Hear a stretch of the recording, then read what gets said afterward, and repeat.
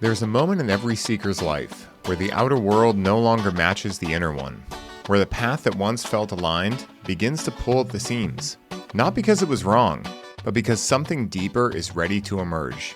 Now, our guest today knows this moment intimately. He climbed to the heights of success on Wall Street, playing the game at the highest level. And the surprising part was that he loved it.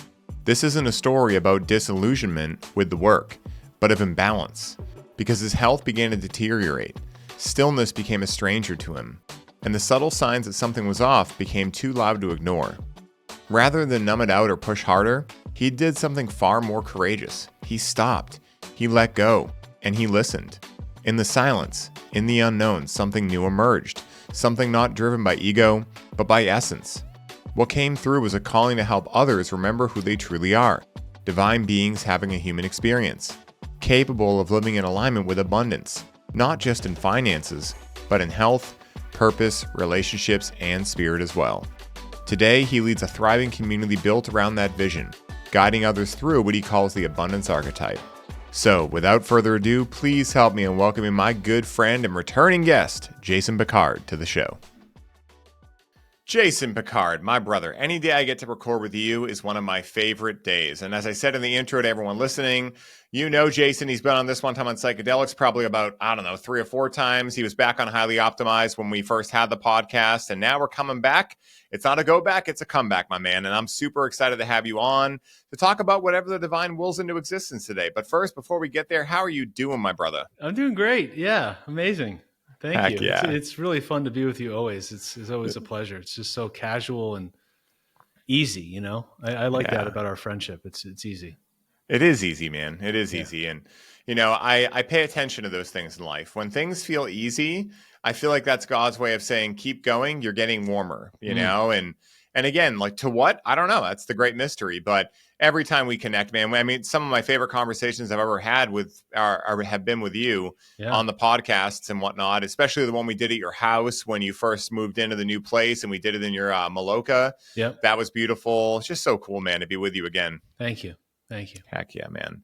And, considering the subject matter of this podcast and how incredible of a journey you've had, I would love to really center into one specific thing, and then we'll kind of take it from there. But, a lot of the listeners that tune into the show are people that are either living a life already on their own terms or someone who's really motivated to try something different, to take the path less traveled, as they say. Yeah. And so for you were someone who was at the top tier of Wall Street. I mean, you can get more into the details specifically on what you did if you want to, but you made a career shift over to what you're doing now with holistic health and everything over the last 10 years, 12 years, right around there.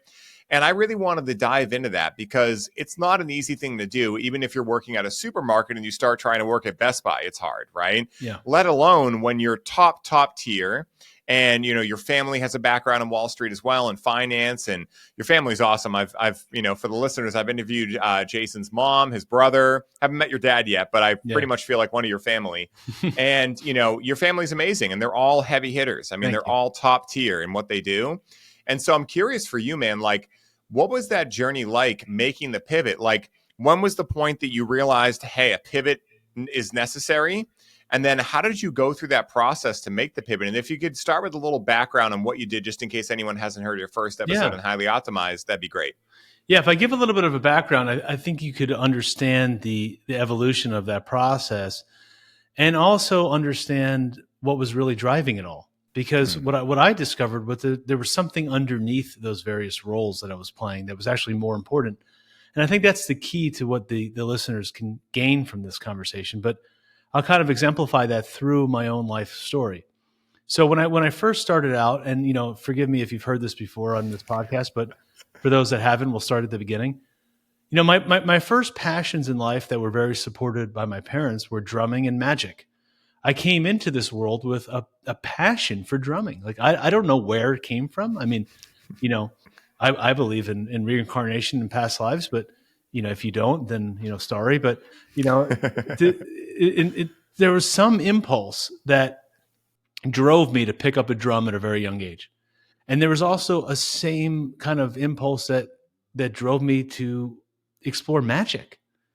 And, my parents would take me to get drumming lessons, and they take me to the magic store. My dad would take me on the weekends. I'd buy tricks. And I just loved this whole thing. I'd perform at birthday parties and stuff. And I was always drumming. Before there was even, band in school, I was involved in this stuff. So there was some kind of impulse that I had. And, let's just kind of earmark that or bookmark that as like something important that we're going to go back to. Life progressed. And when I was around 13 years old, I got exposed to Paul Tudor Jones through my dad. Paul Tudor Jones is one of the most famous and legendary Wall Street traders of all time, still living, very philanthropic, very amazing human being. And there was a PBS special that was made of his life around him predicting the 1987 stock market crash and him ultimately making at the time $100 million off of that stock market crash, which is a lot of money in today's terms, but in 1987, it was a shit ton, we could say. I don't know what it is in today's value, but probably at least 5 times that.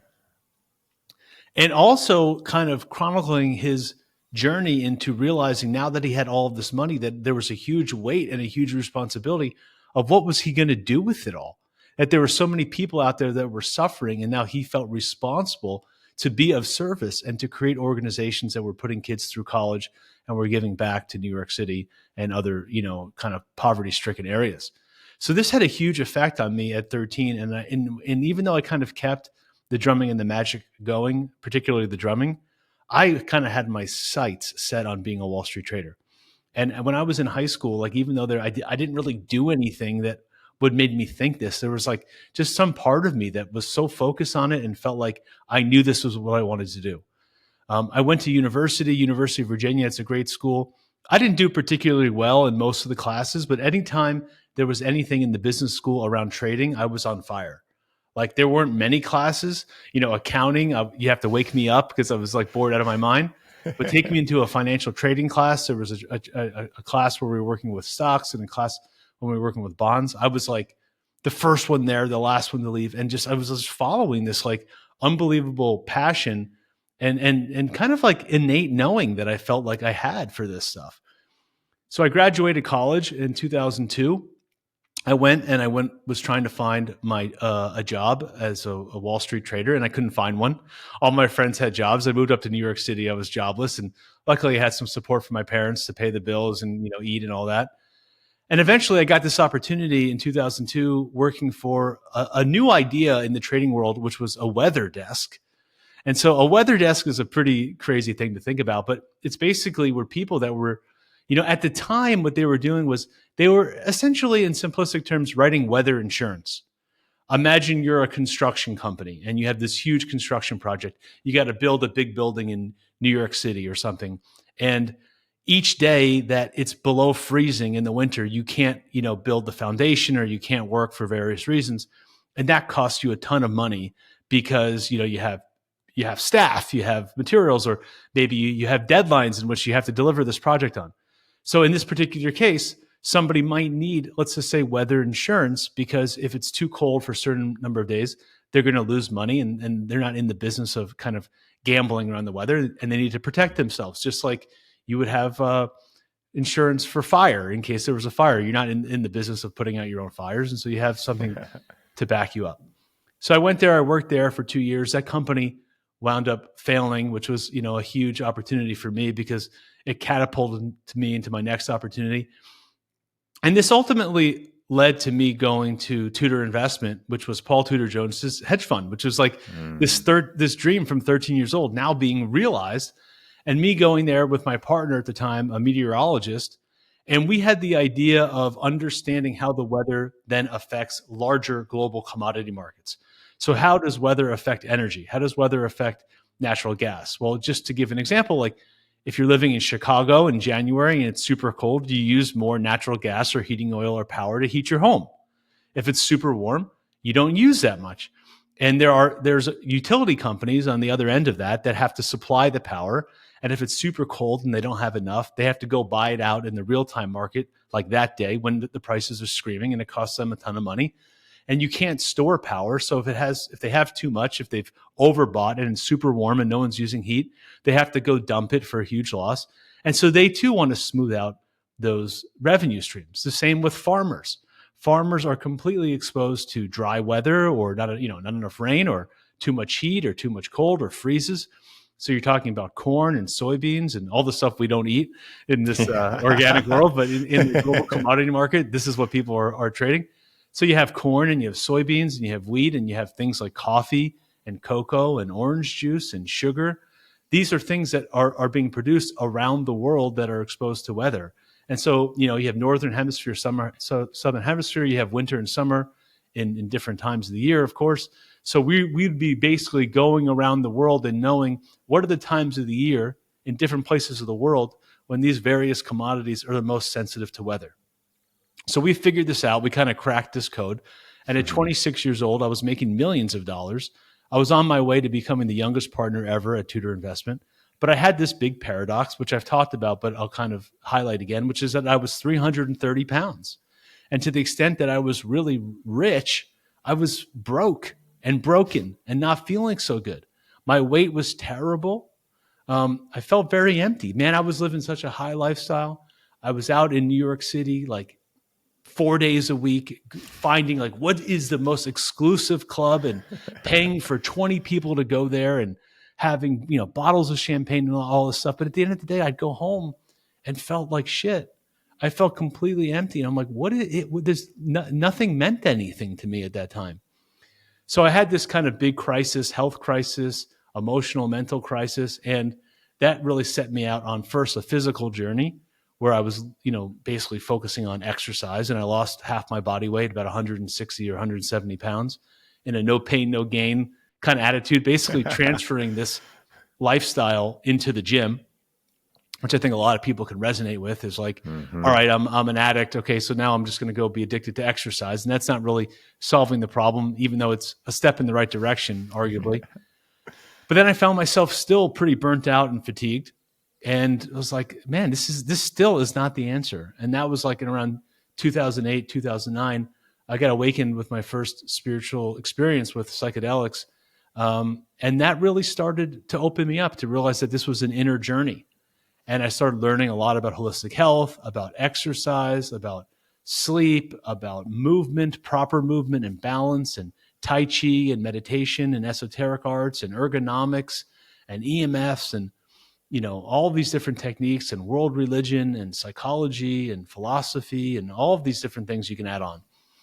And I integrated those extremely well. And I became like very sustainable. Like I started bringing my own food to work. I started bringing my own water to work. I had my own coffee machine, so I didn't have to drink a K-cup, that I could have good beans and so forth. And, it started bleeding out into the firm. They started putting in standing desks and they started expanding their gym and started bringing in organic food to the workers and putting in a sauna and all these things. And I found that the more that I leaned into these holistic things, to a certain extent, it actually improved my performance, that my relationships at home were completely integral to how I performed at work. And my performance at work was completely integral to my relationships at home, to how I slept at night, to how balanced I was, to how nutrition deprived or abundant I was. These all affect my performance.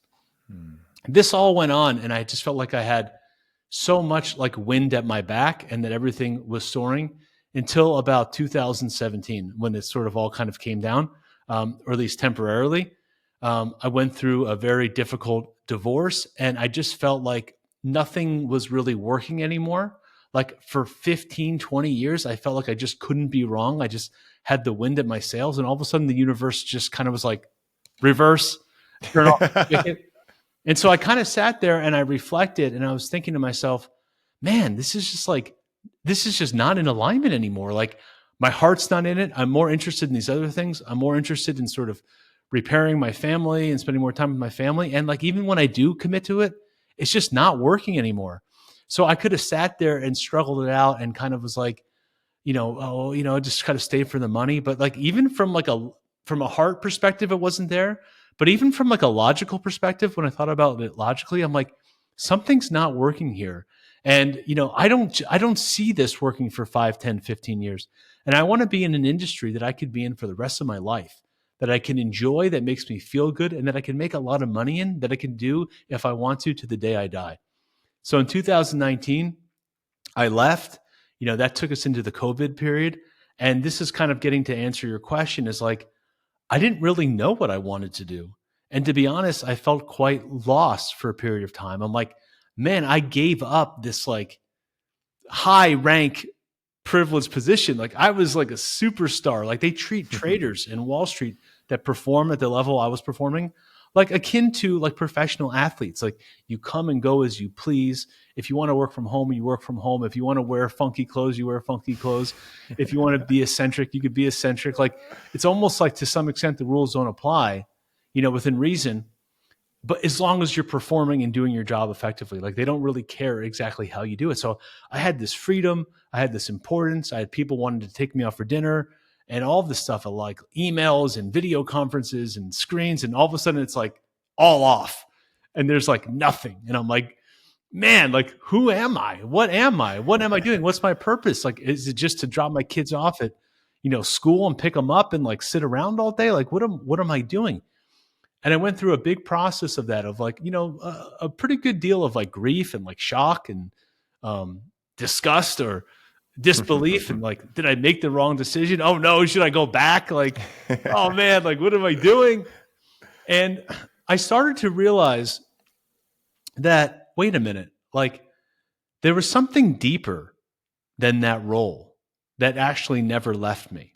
And so the way I look at this is like when I was a kid, I loved drumming and magic, as I stated. But underneath the drummer was rhythm. And underneath the magician was awe and surprise and wonder. But then we could even take it deeper under that because those are still like verbal expressions. Like underneath the rhythm is like the thing that moves you on the dance floor, like the thing that is like beating your heart, that makes you want to slap the ground when you get a good beat. For some reason, I'm thinking of like Parangi or something. Like I want to makes me want, it's like moving my soul. It's like just, the thing that evokes the dance, not the dance itself. And underneath the wonder is like this experience of like, wow, like, there's something that is actually below even putting words on it. And this is this dream level, this like quantum wave that I believe we come into this life with that carries us through our whole life. And so what I realize is, man, like I actually didn't leave the trader. When I was the trader, I was expressing rhythm through my trading. I could feel the beat of the market. And that experience gave me that feeling of wonder when I would figure out a market or I'd figure out how the weather interplayed with a commodity and I would make money and I would have this creative expression come to life. That gave me that sense of wonder. So I realized like I dropped sort of the top level, but that the thing that was driving me through my life, through the drummer, through the magician, through the trader was still there. And I realized that I could get that same experience through coaching. That I could teach people how to have rhythm in their life. I could teach people how to have ritual in their life. And that was the key to performing better. And that when I gave people a piece of knowledge that opened up their eyes to their potential, it gave me and them a sense of wonder, a sense of magic, a sense of awe. And then ultimately, when I had this realization, I started putting together, I think, a lot with your advice when you and I were talking. You're like, dude, you got to make a course. You got to talk to Mike Gonzalez at Freedom Builders. Shout out Mike G, the man. Yeah. And I was like, I don't really know. You're like, no, really, man, you got to do this. And so kind of what I realized is like, okay, what I needed to do was really put together the different components of my own life, that I needed to make a course for myself, which was understanding what I now call abundance, which was the integration of how do I take that Wall Street part and how do I take that coaching, spiritual part, the health part, and relational part and put them together, all understanding that the most important thing is feeling that pulse of that rhythm and that ritual and that magic and that wonder. And then ultimately creating a system for people to find that pulse for themselves. Dude, wow. It's so amazing, man. There were parts in there that I had never heard before, but regardless of how many times I hear your story, it makes me get such a fire under my own ass because there are so many things that are similar between our journeys. If I think back, one of the earliest things I loved doing was playing guitar. And the other thing I really liked doing was being around a lot of people, entertaining. When I was a kid, I'll never forget this memory. I'm going to mention a food that we don't eat anymore around the holistic health circles too. But when I was a kid, I grew up next to triplets. And so I always say it was like having three brothers, but I got my own room. It was amazing. And so their mom and my mom became best friends after my mom's sister passed away, and they moved in and they just hit it off. And so they would come over every Friday and Saturday night, and we'd hang out pretty much every day. But Friday and Saturday, our moms would drink White Russians late and whatever and watch movies, and we just get to hang out, play video games, whatever. And one of my favorite things was drinking a bunch of Mountain Dew. And then I would get this really funny side that would come out of me. And it felt like, I didn't even have to think about it. It would just be like, someone would say something and I would just see the perfect opportunity, like, boom, there we go. Boom, there we go. And it would just make them laugh. And I loved that. And as I got older, my parents were really cool with me having a lot of friends over because they'd rather know what I'm doing and where I'm at. So I would have 10, 20 kids over at least 3 days a week. And on the other 4, I'd have at least 4 or 5 over. And so I loved being around people. I loved being an entertainer. And I loved music. I loved metal music. I loved a lot of rock and blues. My mom brought me up on Motown. And so then as I started to get older, I started to get fascinated with psychology because of my own challenges with anxiety and whatnot. And so I had these very similar to you, like different areas of my life that I thought were very different. I'm like, oh, music and psychology, that's, they're 2 different realms. They don't go together. Oh, entertaining and psychology at school, 2 totally different things. What I didn't realize yet was that God was laying me a perfect plan to be like, it's all going to come together. Yeah. And then, as you know, when I worked at the dispensary, it was like I found cannabis and loved cannabis. And I always loved the taboo and the things that, a lot of people weren't into.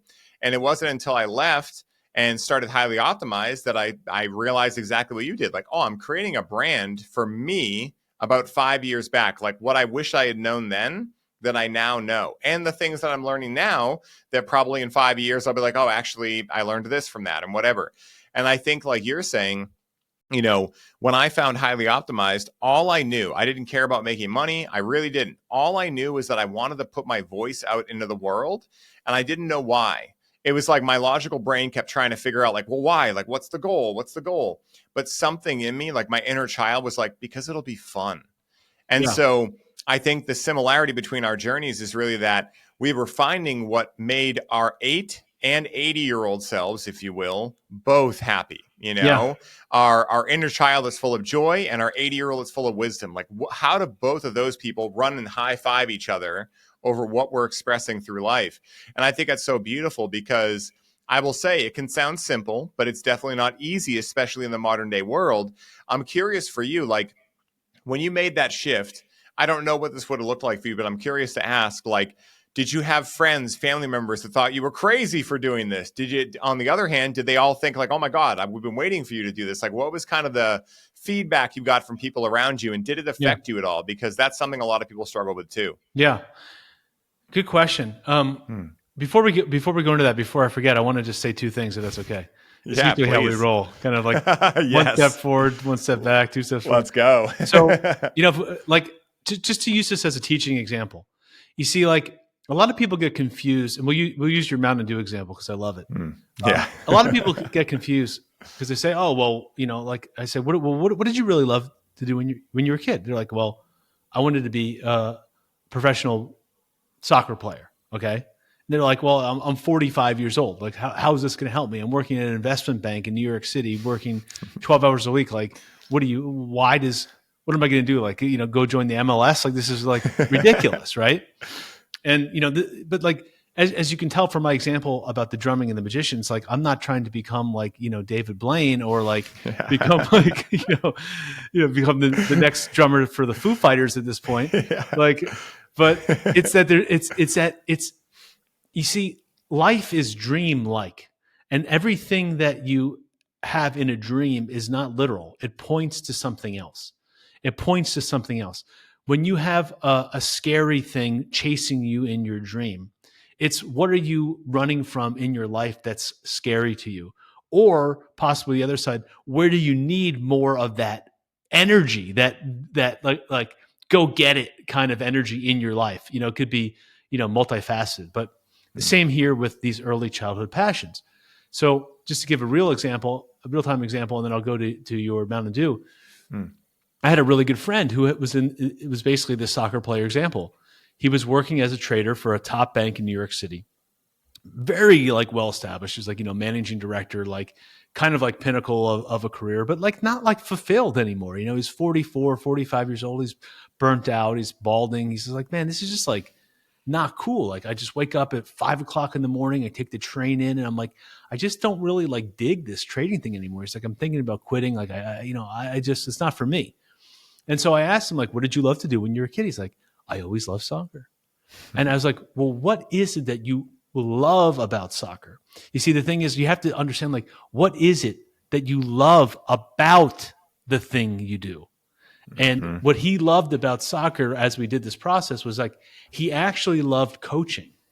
He loved coaching soccer more than he loved playing soccer. At times when he's coached little kids and, he loved the idea of thinking about strategy and like, he'd like think about how he would coach a game outside of the thing. And it was all about coaching. So what we realized was that in his job on this Wall Street, he was a standalone trader. He was working in isolation. And what was really needing to be more powerful him was the concept of being a manager. And so what he actually moved into doing is he wound up being the manager of like a whole trading floor of like 25, 50, I don't even know how many traders, where he was no longer trading, but he was the manager of the desk. And he would view his team, his floor, as if it was a soccer team. Okay, who do I need to put on offense? Who do I need to put on defense? How do I match a strength with a weakness? How do I match? And he was like getting such a high from understanding the personalities and digging in and discovering people. And he saw a whole new side of this whole profession. With your example, it's just, we don't have to go so deep but it's just like on the surface, I'm looking at Mountain Dew creating an altered state. I'm looking at the triplets and the friends coming over as the importance of community. And I'm looking at music as the importance of frequency and vibration. And what is the Conscious Cannabis Collective if it's not teaching people how to raise their frequency in community through altered states? And so it's all right there. It's so cool, man, because that's exactly, and I'm so glad you brought this up, because again, I think that, and this has happened to me before too, for sure, but sometimes we get kind of stuck in the left brain and think it's literal. Like, wait, like, okay, so like for me, I love playing guitar, but it's like, I'm not trying to be Dimebag Darrell from Pantera in the modern day. I would like to play live in some way, but I don't care about being big or famous. I just truly love music. And the reason I love it is, obviously multifaceted. Number one, it's fun to understand a new language. And music theory really is its own language. And I love, very similar to your buddy, I love figuring things out. I love figuring out like, oh my God, I couldn't do that yesterday and now I can. It's like the eureka moments, right? And I also love about it the fact that, like you said, it brings community together. That's where I got really into raving when I was like 19, 20, because I started finding, wow, there were a lot of people I'm meeting that are very similar to me in terms of like altered states, taboo culture, and also looking out for one another. It was very different than the bar scene, for instance. I was never into that. It just, to me, always seemed like sketchy, and I never liked alcohol. I guess I lucked out with that one. But when I found the rave scene, it was like people hugging each other, the plur culture. Yes, there were a lot of drugs and things like that. But at the same time, like, I didn't really let that alter me, because to me, it was like, well, the people I'm resonating with and the people I'm hanging out with are people that are making smart decisions. Sure, they're altering their state and doing whatever, but we're doing it in a much safer way than I would see the bar scene and things like that. And then when I worked at the dispensary, very similar. I love raising people's vibration. I love being a battery charger. That's one of my favorite things that I learned from the dispensary, is that I really can get charged from talking to 100 different people every day. Whereas other people I know, like Rachel, actually get kind of closed off from that. Like it drains them. I actually got a lot of energy from that. So all to say, this all led me to podcasting, coaching, and everything I do now. But it's not because I set out to be a podcaster or a coach. It's because I found those roles, if you will, entertained me on a deep level from all the things that I enjoy on a visceral level, just like you're talking about. It's so true. And like, this is, I want to get back to answering your previous question, but this is like the key point. Like if you take anything away from this podcast, it's like when they talk about like, follow your bliss, follow your heart, follow your passion, these kinds of sayings. It's like, what are they actually talking about? They're talking about following this. Like, we all have a unique expression. We all have this unique gift, unique talent, this unique urge that we came into this world with. And it's imagine it being like a straight line through our life, actually an infinite line going before our birth and after our death. But if we want to take it to more of a pragmatic, just imagine like a line that's increasing with age from birth to death. And the whole concept I've found is that when we're on that line, no matter what the role is, but when we're feeling that pulse through our life, we're following our bliss, we're following our heart, and we're moving according to our dharma or our life's purpose. And things come easy. They come with ease. Doesn't mean there's not challenges, but everything is helping us grow and perfect ourselves and refine ourselves on that process. When we stray away from that, when we're doing things like, out of like, prostituting ourselves and doing things that we don't really want to be doing, or not listening to the guidance, or not following our hearts, or doing things just for money and not for passion and various things, that's when we feel this dis-ease and we feel this stress, when we're kind of off that line. So really thinking about what that line is for you. And it could be, the thing is that it doesn't have to be like, I gave an example of somebody finding that without leaving their job. I'm not encouraging you to leave your job or leave your relationship. That may be what needs to happen. But what I would encourage you is, can you actually find this in your current relationship? Can you find this in your current job? Can you do what you're doing and see it through a different light, bring a new energy to it, express it differently? And if not, and you really feel like you've exhausted it and tried to do that, then it might be time to leave. But, I think that's like the key point, is to find that pulse that you were expressing without any kind of belief systems of what you needed to do or what you should be doing, that it's your unique expression, your unique impulse. And it turns out that thing is the magical thing that will carry you through your life, believe it or not. Yeah. And it's the thing that people will die to be around. I mean, someone fully living into their unique energy and their unique dharma is the most attractive thing in the world. I mean, when you watch a comedian, for instance, why do so many people love Shane Gillis, who's very, kind of newer on the comedy scene? It's because he's fully himself. Why did a lot of people love Rogan when he first came out? Because he was fully himself. It's like, it doesn't mean that you have to go be Rogan or go be Shane Gillis or whatever it is for you. No, in fact, you shouldn't be, because the whole point of, you can use them as inspiration, but the whole point of what you're leading to, why is it so attractive? Because it's a one of one. Mm-hmm. It's not replicable. We all want a one-on-one painting. Mm-hmm. Why does everyone want the one of one Picasso, the one of one this, the one of one that? It's like, we want the rare car. We want the limited print, the only the 100 Air Jordans made. Like, it's scarcity, and we are the ultimate scarcity. It's the ultimate economics. There's truly only one of you. I mean, I know it can sound cliche, but it's true. There's nobody else like you. And so nobody else has that unique expression. And when you can realize that inside of yourself, you have your own statue of David, and your life's mission is to chisel away at all of the armor and all of the blocks of stones, and realizing that those chisels that are happening, they may seem like, man, like I'm getting knocked around. Like, this is difficult. This is a difficult thing. Like, blocks of stones are fine. Why would you do that? Why would you take a perfectly good block of stone? But the whole process is refinement. It's like, how do I refine myself down to that pure essence?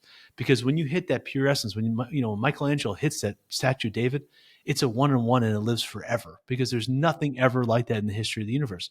Now, we may not all perfect that, but the closer we can get to that, if we can try to be 1% closer to our true self, we become irresistible to the world. We can actually become irresistible even to our employers in the workforce, because there's nobody actually that has that. There's only one Joe Rogan.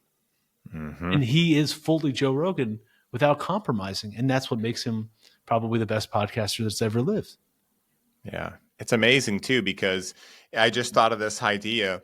If you think about the term charisma, to me, how I see charisma or charismaticism is someone who's fully being themselves, because charisma can look wildly different from one person to the next, but yet we know it when we spot it.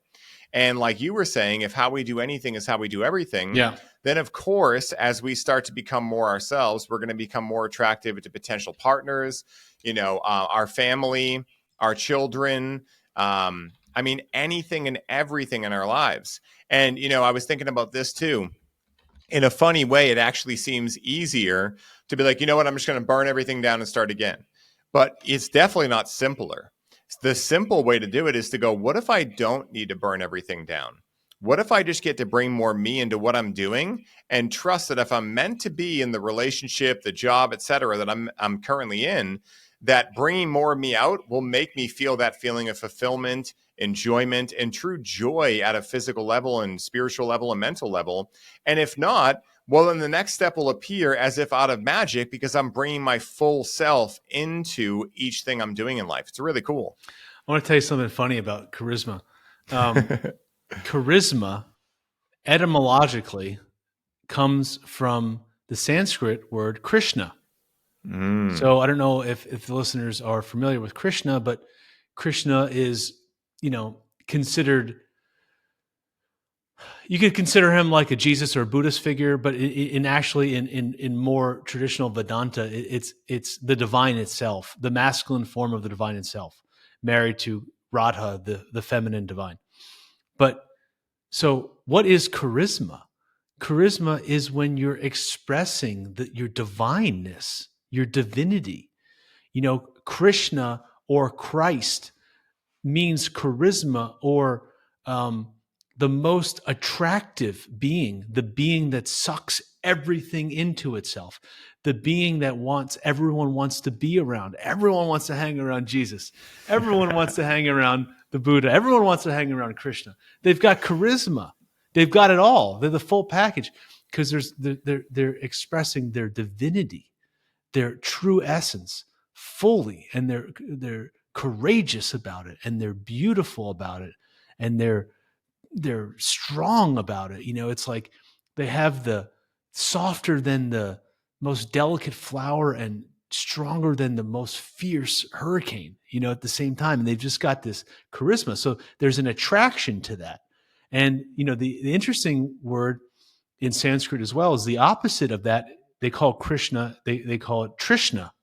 And Trishna is where we get attrition. So when you're not expressing your fullness, you are experiencing attrition. And attrition is, the small deterioration, the small, piece by piece of your vitality and your life kind of fading or being chipped away at, It's like the term atrophy. Yeah. That's what I thought of when I heard of that. Attrition, atrophy. And then Krishna on the other side is charisma and is Christ. It's the being that's full of light. It's like the attractive force. That the most attractive being is the Christ figure. Yeah. And the Christ figure is expressing itself, its own divinity to the fullest. So the more we can move to expressing that kind of energy, the more charismatic we become, the more attractive we become, the more people want to be around us, the more we get paid to do our work, the more community we have, the more all of that happens, because people cannot resist that. The moth cannot resist the light. And that's the concept here. 100%. And, I'm curious for you, man, like what I found in my own life, and I'm curious if this resonates with you and, how this has maybe come forth in your life. But for me, what I've found is that typically what my ego says when I'm hearing things like this and I'm thinking about becoming more me and more charismatic, my ego says, okay, go take this class or go lift weights in the gym or whatever it is. Go add something. Go add more things, right? Yeah. And what I've actually found in the paradoxical way is that you can trick yourself into thinking that that's cool. And I'm not dissing lifting weight. I mean, I lift weights every day. It's not, the thing that I'm dissing here, but it's more of the mind virus in a way of thinking that you need to go add things to find your true self. When in reality, what I found works a lot better is the process of subtraction.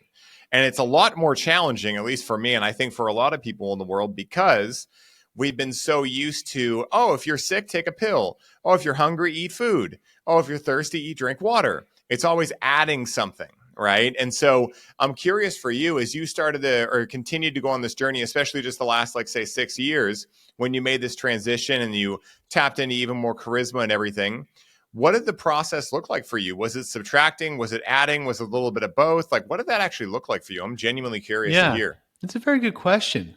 I'm in a period of of mostly subtracting in a lot of areas. You see, it's interesting because it could be sort of like depending on what area of life we're talking about.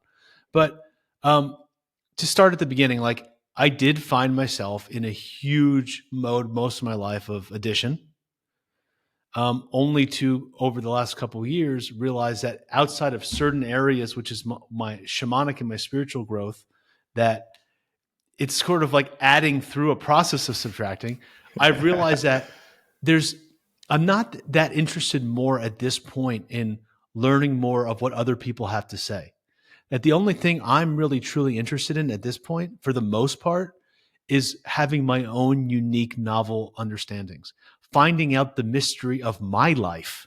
Nobody can solve that for me. And through understanding the mystery of my life, I can understand the greater mystery, because my life is the doorway to the bigger mystery. What do I care about if I could understand, let's say, the mystery of creation, if I don't understand truly who I am and what's my highest self and what's my highest potential and what mastery looks like for me in this life, in this plane, right? So I've realized that I actually can't get there for the most part with more addition, that it has to be more subtraction, more, taking more time to be quiet, to be ceremony, to be walks in nature and all the likes and all the things that we know how to do when we're actually listening to that guidance.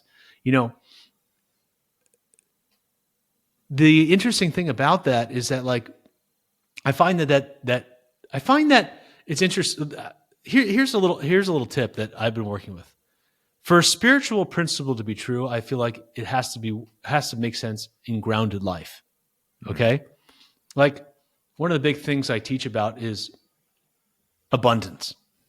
And I talk about how do we get abundance? Well, interestingly, I talk about like gratitude is the doorway to abundance. Like on one hand, we have the masculine principle, which is wanting to go out there and have visions and plans and goals and dreams and vision boards and all that. But then the feminine principle, the kind of the doorway and the secret, is that you have to be grateful for what you have and be receptive and appreciative of what you have in order to get that vision, goal, dream, get them more. But so, like, that sounds kind of like fluffy, but like let's ground it practically. So, like, everyone would resonate with this example. Like, if you came over to my house for dinner and I spent all this time like making you a nice dinner and like made the house clean and put out flowers and good music and all that, made it very romantic. And all of a sudden you're like, man, it's just like, yeah, this dinner sucked. I don't care. You didn't clean up. You just kind of like, left your plate and left. I'm like, I'm not going to give you more. I'm not going to do more for you if you're my waiter and you're not grateful for your job. If you're grateful for your job, you appreciate the opportunity. You appreciate that I'm there. You appreciate that you have this opportunity to work and to serve food and to nourish people. That exudes out of you. And I'm naturally giving you more money as a tip. I naturally said, Ryan, when can you come back? When can I give you more? Right? So, if we ground this kind of subtracting, it's like, if I look at my financial investing, I realize that, like, I would have made so much more money if I knew more when not to participate than when to participate. Like divesting. And if we look at it in our life, what are the areas of our life that we can eliminate? Like, where are we losing time? Where are we losing time to our phones? Where are we losing times to our distractions? What are the death by 1,000 cuts that hit us everywhere? What can we eliminate? What can we delegate? What is not, feeding our highest goals and our mission, and get rid of it? And so a lot of that takes discernment, because, I too go to the gym. I too do a lot of practices. I too have my cold plunges on and all these things, but I also need to find time to do the doing nothing or to spending time with the family, and realizing that they're all opportunities. And, the more complex our lives get, the more time we have to find these opportunities for these big eureka moments, as you said, in those smaller kind of sequences of time. But I think both are important. I found that, for example, psychedelic journeys, and I'm talking about not recreational, I'm talking about like the highest level sophisticated shamanic journeys, without understanding of structure, without understanding of spiritual practices or world religions or prayer or meditation or music or ceremonial space or saging or cleansing or, blessing the land, the million, or drumming or feathers. Without having an understanding of all of these things, you're completely lost. But at the same time, if you just have the understanding of the book knowledge of, let's just say, world religion, and you don't have the ceremony, you're also lost. And so, like, these things need to go together. And the same thing applies in our life. We have the Ahrimanic force, which is the force to move into the material world, to work more, to be more digitized, to be more in the material plane. And we have the Luciferic force, which wants to take us out and do, DMT and to do, spiritual stuff, and to say it's all one, and to be kind of out in the woods. And, ultimately the truth lies in the middle. If we're just all one and nothing matters, well, we're being tricked at that point. Mm-hmm. At the same time, if we're like completely material, we're missing out on the whole other side of life. And so everything comes in finding this balance and finding this continuum. And the only truly way to know that for yourself is to be led by your heart, to let your heart discern what is actually needed for me today. What is the ideal version of myself today? How much exercise do I really need? How much time with my family do I really need? How much time in ceremony do I need? Is this really going to serve me by taking this extra course? And maybe it's yes, and maybe it's no. And to being open to what's actually serving you and where your intuition is guiding you to. And, you need, though, a certain amount of that structure. Like I find that, like, and I don't do this, but I find it hard to believe that somebody, unless they're maybe like an extremely advanced yogi or something, like, that could not take care of their body, but be led to, but still have a clear intuition on how to make better decisions. So one kind of is linked. They're all kind of linked in some particular way. So, this is the whole process of abundance. It's like, what does it mean to me? I have to answer this question for myself.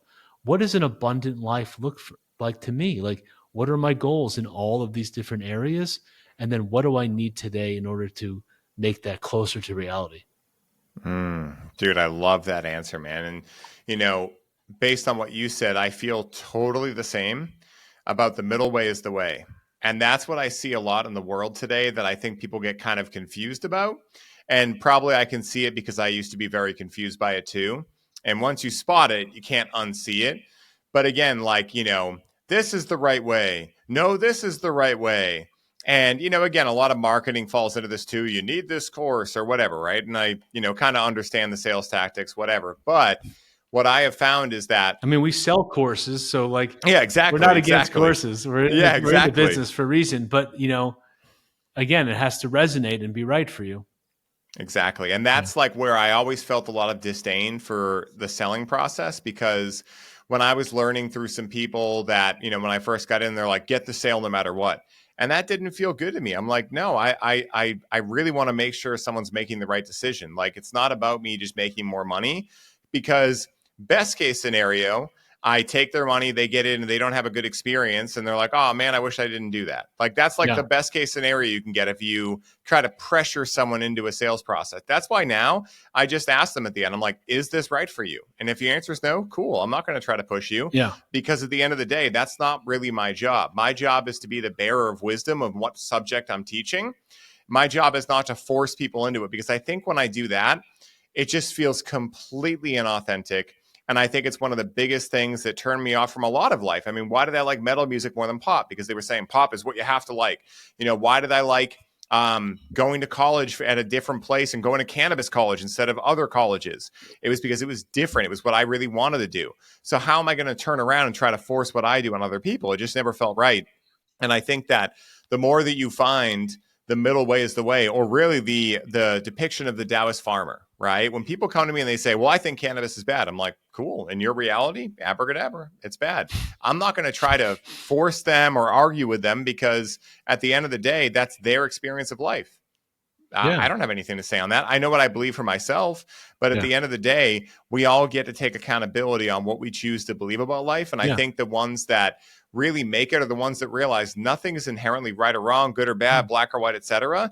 But thinking makes it so. It can be bad. It can be the greatest thing in the world. It depends on a lot of complexities and on how you're using it, what you're using it for, what kind it is. It's like, it can be anything. I mean, a small amount of alcohol is medicine. And then the Mm-hmm. same, and was needed to as a numbing agent, for, or disinfectant or various things. And obviously, too much, we know what happens. And the same thing is with everything. It's like you could take a poison and take it down to a homeopathic dose, and it's healing. I mean, so Combo. yeah, there's a lot of different things out there that are way more complex than people tend to make it.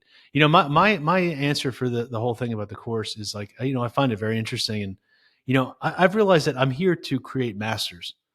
I'm here for people that are interested in mastery. And at the beginning there is like this excitement of wanting to sign a lot of people up, but like ultimately, like, look, if I was here for the money, I'd still be on Wall Street. Yeah. I'm here to make a difference in the world. I'm here to create future leaders of this new age, this new era. And I don't care if it's only 10 people, as long as I create 10 masters. I'd rather that than 300 people who are just packing it in. Because, like, so it goes back to the quote of, I'm here to create masters, not for the masses. Mm-hmm. I'd love to create masters for the masses. And that's really my ultimate goal, is to put them both together, is to create mastery on a wide scale. But I am not interested in collecting somebody's money, because honestly, my time is way more valuable than what I'm charging for this course. I'm offering 20 years of my life's work, and, like countless ceremonies and years on Wall Street and commuting and all the things I've refined. Like, you can't pay me enough for that. The only thing that you can actually pay me is that you want to grow and learn, and your heart is in this.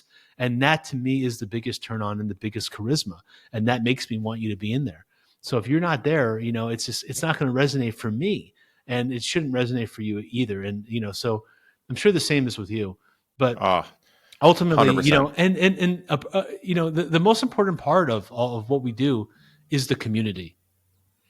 It really is the community. I mean, the course is Mm-hmm. great. I mean, my course is phenomenal. Your course is phenomenal. I think you have more than one, but they're all phenomenal. Like, talk about education that you can't get anywhere else. Like, both of our course libraries are like, you're not going to get that in college. You're not going to get that anywhere else. This is like our own lived experience. This is our unique expression coming out in a digital format, right? But the thing that carries the whole thing is the community. And somebody Mm-hmm. who's not in alignment with the rest of the community becomes like a cancer, and that's not worth it. So, we want everybody supporting each other. I mean, today I was on, I do these 2 Zoom calls a week. I know you do a lot of Zoom calls. And man, I saw two, like I sometimes see 2 of my students that live in different places on the same Zoom screen in the same place. And that just warms my heart so much, that like, Yeah. this is a movement, a tribe of bringing people together. And that's really the most important asset we have, are these communities that we're creating. And that's why you're hanging out with the triplets and drinking Yeah. Mountain Dew at a young age, because you knew there was some value in bringing people together. And here you are manifesting that, 30 years or whatever later. But, yeah. I mean, dude, it's so funny because I felt like what you just said literally came out of my mouth. It could have come out of my mouth. Like, that is exactly why I do what I do, and why I love cannabis so much. Because what I find is that throughout life, I had an ability, which I didn't have a lot of other abilities. Okay. So I'll start with that. But I had an ability to be more of my true self than a lot of people around me. I didn't know this when I was, 10, 15, 20, but I can look back in hindsight now and know that, like, I always lived my life differently. I didn't always trust myself, but it didn't stop me from living my life in a different way. Sometimes I thought, am I crazy? Don't I not have good work ethic? But my other friends would get a job they didn't like, and I would be like, no, I'm going to teach guitar lessons or find some other way to make money. Yeah. And what I found with cannabis is that cannabis is really good at helping people just take the seriousness off them and open up their real self. And that is why I love the cannabis plant at the base level more than anything, because I find that when I sit around with people and we connect with cannabis and they're conscious, high vibe people, that we have the funniest conversations, we have the best moments. And what cannabis helps them do is open up more to their true self. And it's funny you were mentioning your course, because this morning I was on with Brian Sachi, who's a one-on-one client. And he He's was one of so my excited. guys He was, too. yeah. He was like, dude, I got to get off. I'm hopping on Jason's call. And he had asked me, I don't know, probably about 2 months ago, he's like, hey, what do you think about Jason's? I'm like, bro, sign up for that. It's epic. Every friend I know that's gone through it has had a blast. Tucker, Steve Pinico. I mean, we have so many mutual friends that are in your program. There are a lot of And clients too. and it's revolutionary, man. It's absolutely revolutionary. Thank so you. I'm really glad you brought that up, because that's really why I do it too, is community, bringing people together. It's a family. We're creating. And, I appreciate that. It's the love boomerang, Yeah, dude. Yeah, So cool, I man. have a question for you. Like, how do you find, like, I'm just curious, like, turn the tables around. Yeah. How do you find people's ability, like, in these cannabis ceremonies and things like that? How do you find them, like, to be able to productively integrate that in their life? Do you find, like, that the insights that they have in these moments, that you're able to successfully ground them in their life, and kind of what's your thought process on that, and how do you help them integrate that? Ooh, that's a fantastic question. So I'll be the first to say that I think part of the reason that cannabis has gotten such a bad rep is because the way the media is portrayed it is just you get high and Stoner, whatever. lazy guy. Exactly. Yeah. Exactly. And you might get a random idea, but just forget about it. It's something stupid. So it's kind of programmed people to think that whatever they get as like a, what I would call a download or a idea with cannabis is just you being a stoner. That idea. Ideas. And so what I found is that it's equal parts praying and moving your feet. Yeah. Most people that consume cannabis are really good at the quote unquote praying part. They may not do it very consciously, but they're good at connecting with the medicine, right? Yeah. They love connecting with the medicine. But the grounding and into reality part is where I teach a lot about, because I feel that's the part that people are very confused. They just never even knew that was possible. Yeah. So the great thing is it's very simple. So basically what I'll have people do is at the end of the ceremony, they'll share, and I'll ask them, what was the one thing that you experienced during the ceremony that you really feel was a shift? Sometimes it's very big, like something like, whoa, I made peace with a dead loved one or whatever. Sometimes it's very small, like I noticed my breathing was a lot calmer. Yeah. Or I noticed that I could just lie on the floor and not worry about what was coming next in my life.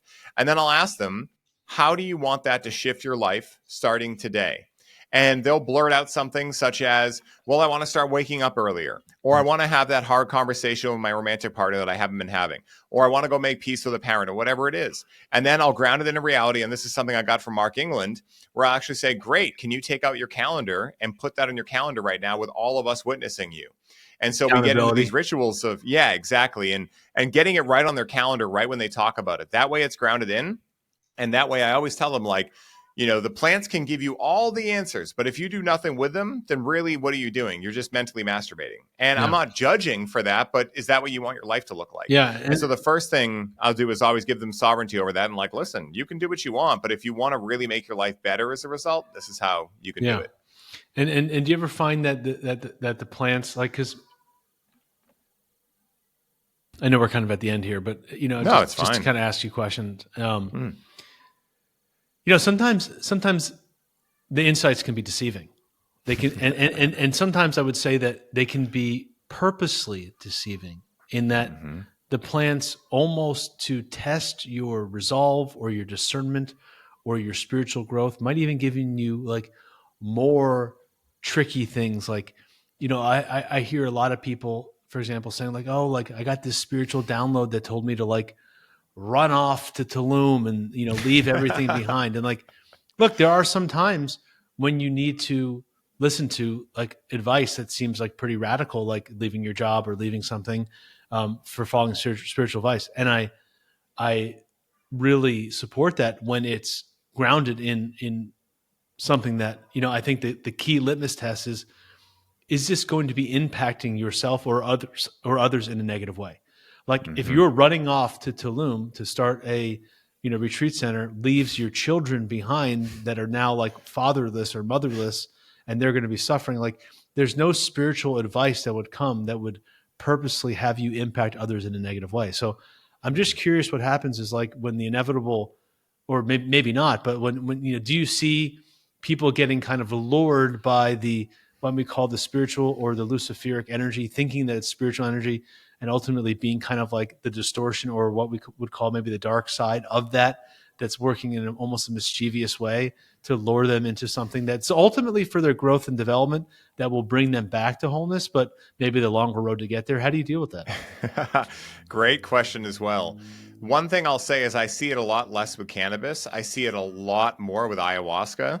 Ayahuasca seems like the medicine that I see most often that will tell people, whether it's the medicine or it's just their ego, I'm not exactly sure how to differentiate it, but typically what I'll say to people is two things. Is this coming from love or is it coming from a fear? And typically, like the Tulum example, right? They may think, well, I just won't be able to make any money for my children if I'm staying around here. Okay, fear, right? That's one way to call it out, because true divinity doesn't have fear within it, in my opinion anyway. When you really look into like non-dualistic teachings, like, I mean, I know you have, fear was kind of a parasite that was brought into this world. And in my opinion, it runs a lot of the religions out there and things like that. Like, if you don't do this, you're going to burn in hell.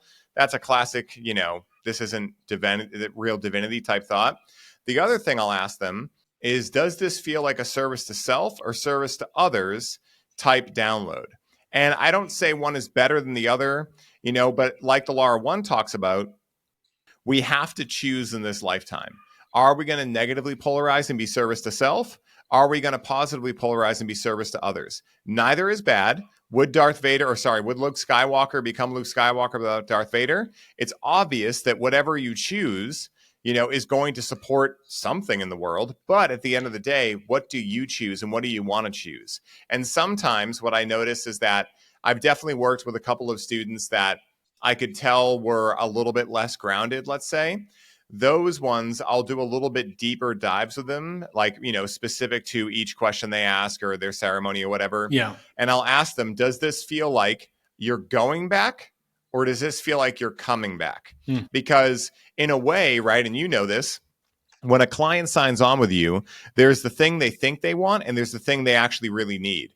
Typically, what they think they want is more money, for instance, right? Or they want the partner or whatever. What they actually need is to become aware of why they think they need those things in the first place. Because it's not to say they can't yearn for them, right? Yearn for a romantic partner or whatever, but to the degree they think they need these things is the degree to which I think these thoughts of fear and these things that are service to self or whatever they are can get a lot more intrusive. Yeah. And so a lot of times what I'll ask them is, does it feel like you're going back to who you were before this? Or does it feel like you're coming back into yourself in a new way? That question, I think, helps a lot as well. But it is user specific, of course. Different people respond differently. It's very useful. I just want to defend religion for a second. Yeah. Please do it. Man, religion gets a bad rap, so I want to give it a little support, a little love.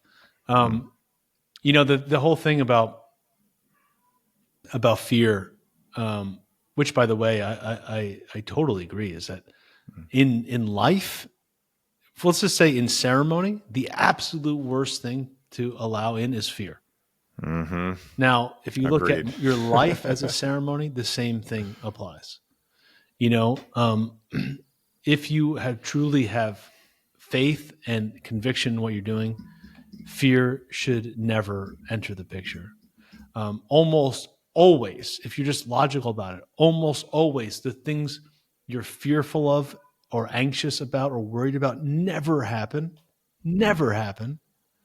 And even if they did happen, being afraid of them will never help you be prepared to navigate them or to react appropriately. So I don't see much of maybe there's some survival instinct of like that turns on of if we're in the wilderness and there's a lion or something, like some rare circumstances where it's a positive manifestation of it. But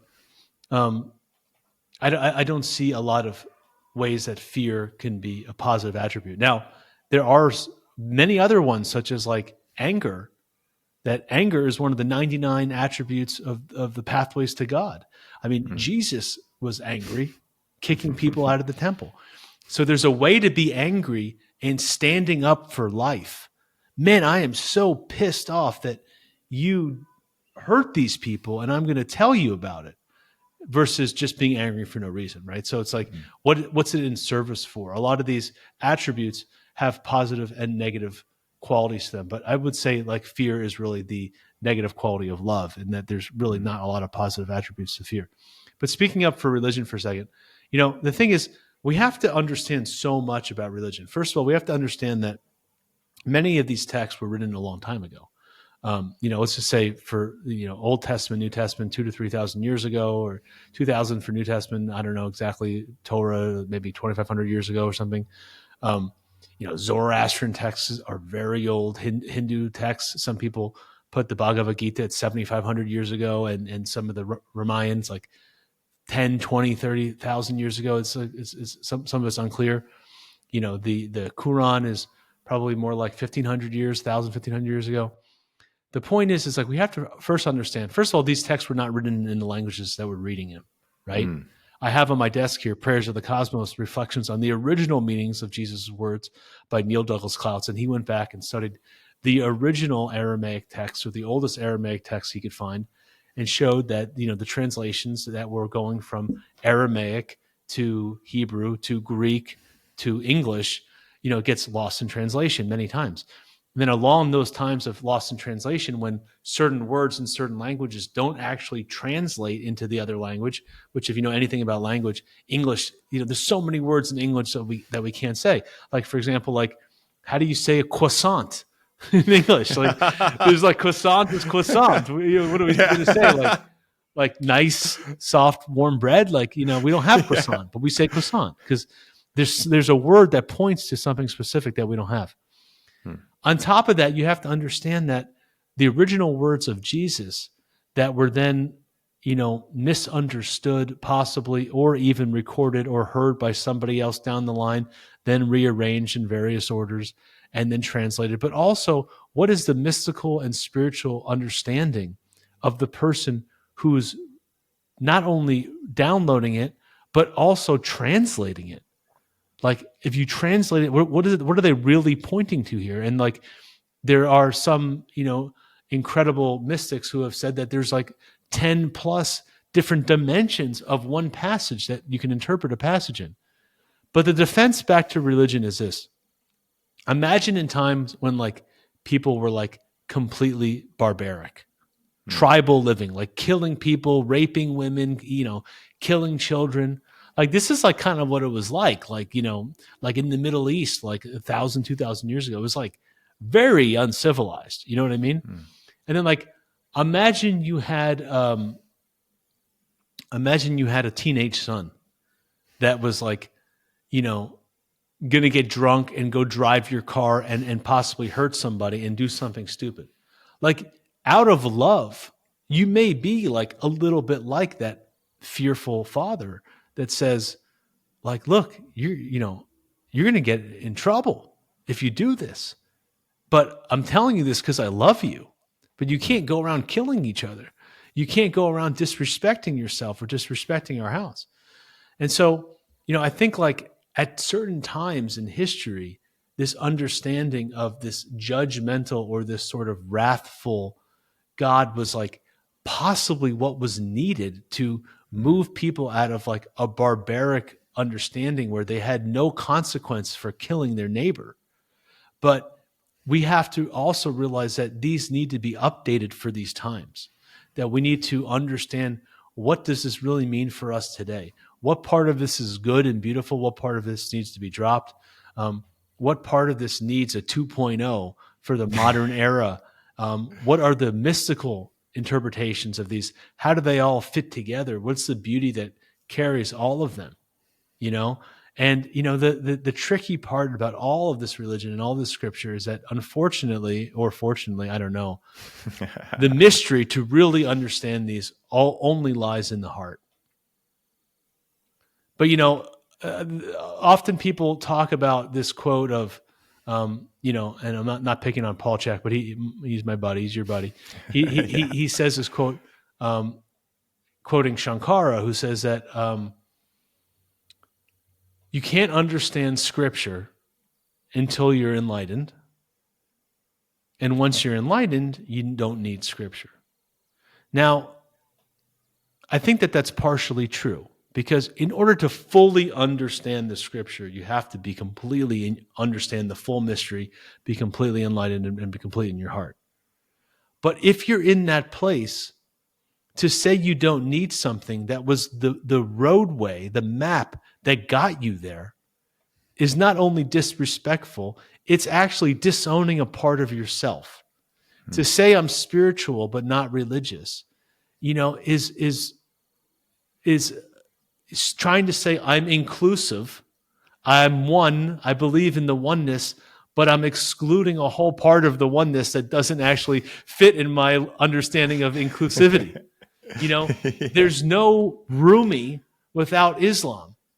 There's no Jesus without Judaism, and so forth. And so I think I just wanted to bring that up for some reason, that I think there's things to respect for all of these, and we have to kind of look at them with an open mind and say, like, what is relevant today? What's the story? What's the myth that is still carrying that's relevant? What part needs to die? What do we need to bring forward? How do we respect the beautiful parts that have come forward and rewrite the parts that are outdated?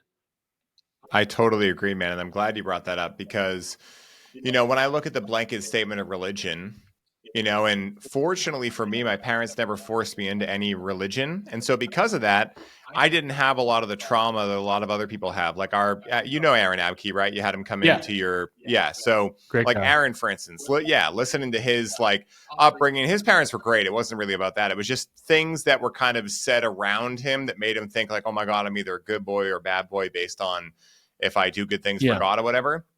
I think that if you go to the South, for instance, and you see a little old couple that goes to church every Sunday and they feel closer to God, like that's the beauty of religion, right? Like there's beauty in everything.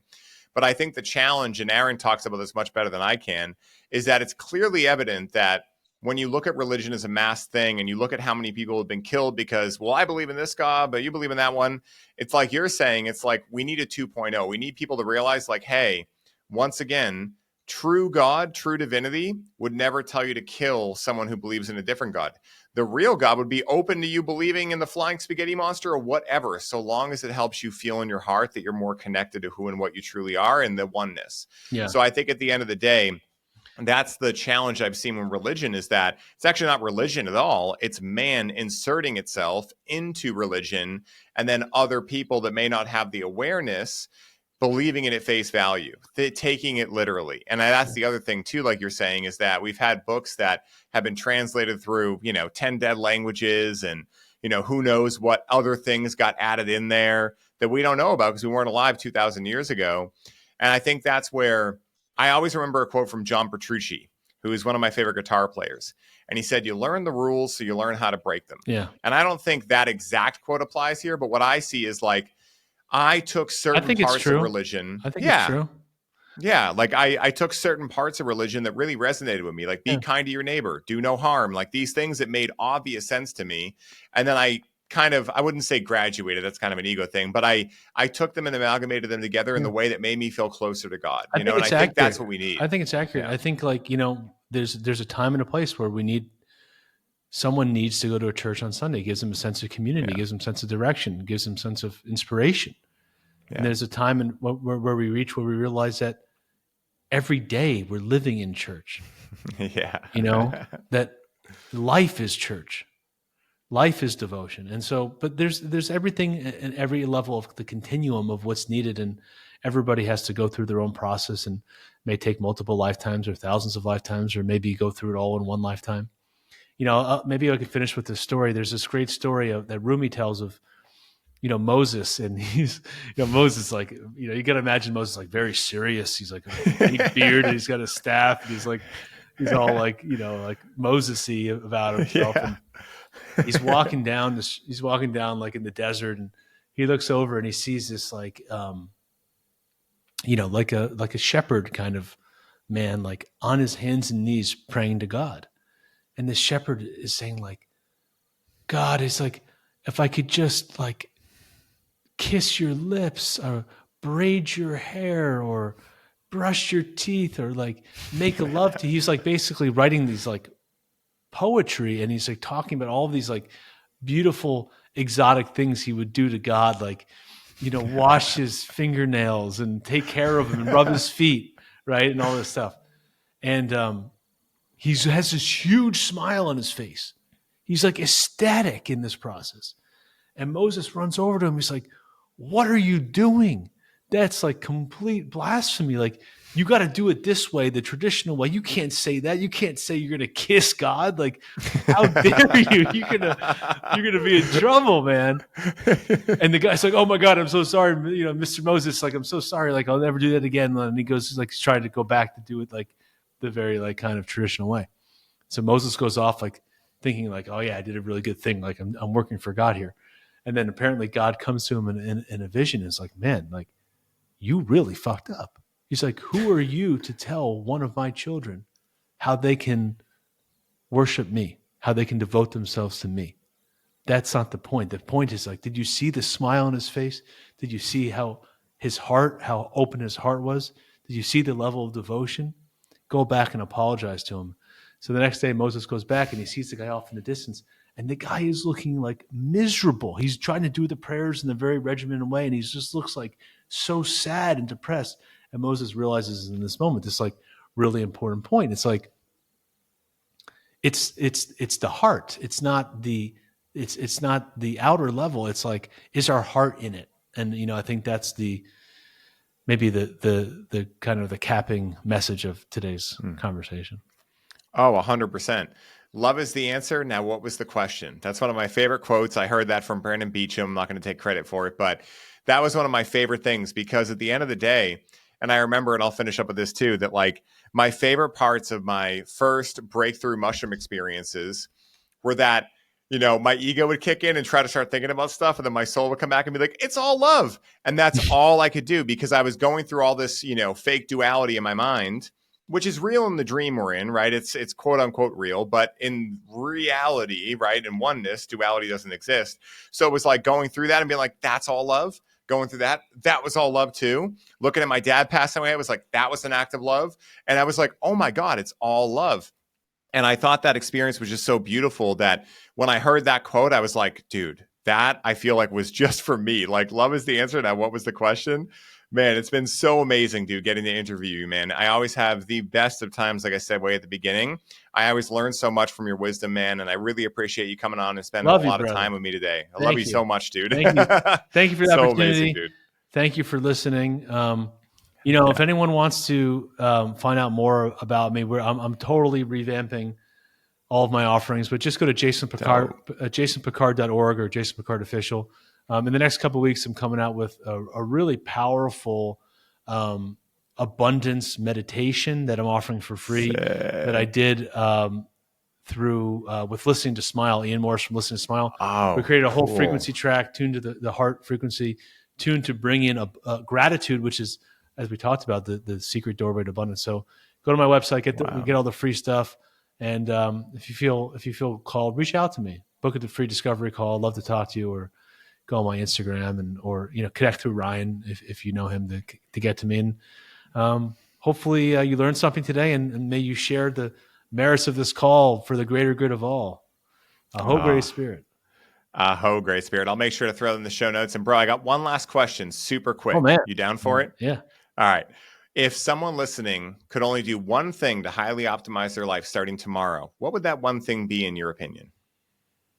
Answer these questions, which I will say. The answer is gratitude. And you may ask yourself, what is the most basic gift I've been given right now? My breath. It flows without my command, silently giving me life. I did not earn it, yet it is mine. How precious is each inhale. Your life is your greatest gift. Be grateful to be here. Be grateful for each breath. Be grateful for the times when you cannot hold yourself and somebody else supported you. Notice the miracle of your body. Notice how nature supports you without you even doing anything. The rain, the soil, the wind, the sun. Be grateful for the people that have supported you, your parents, your teachers, your mentors, your friends. Be grateful for your pain, realizing that in time it all teaches you an amazing gift. Be grateful for the things that you have that somebody else is praying for. a warm bed, a roof over your house, clean water, clean air. Be grateful for your life. Dude, spoken like a true sage, my brother. That was the best, man. There's one thing I heard recently that was very interesting, because you mentioned the 80-year-old self, just to kind of give it into a more simple thing. I used to hear this thing from Joe Dispenza that was like, wake up in the morning and ask yourself, what is the ideal version of myself today? And open up to a question and let something new pop in. But the question that I'm using now is, what does my ideal day at 80 years old look like? And what do I need to do today to make that happen? Dude, it's a different spin. I love it's that. a different spin. I love that. Dude, I love this different things in perspective. Remix. No. Dude, yeah, because what my ideal day today is like, oh, I got to go work out. I got to go do this. I got to study. But then, like, if I'm thinking at 80 years old, what do I want at 80? I'm like, man, I want to be happily married to my wife. I want grandchildren. And like, okay, what do I need to do today to make that happen? Kind of a different flavor, you know? Dude, I love that, man. You know, like I said before, I always learn so much wisdom from you, and I'm going to take that practice and start practicing it, because I've been really obsessed around the 80-year-old self recently. So game, recognized game, my man. Yeah. Well, guys, I know you enjoyed this episode. Make sure you go down to the show notes. I'm going to have all the links that Jason mentioned in there, his Instagram discovery call link, some more information about the abundance archetype, and also the meditation he's going to put out. So make sure to go give him a follow. This guy is absolutely amazing. He's one of my favorite souls on planet Earth. And until next time, guys, if you love the show, go give it a 5-star review. Helps us get the show out to more people that are rad just like you. And until next time, everybody, may the source be with you to infinity and beyond. Peace for now. Thank you.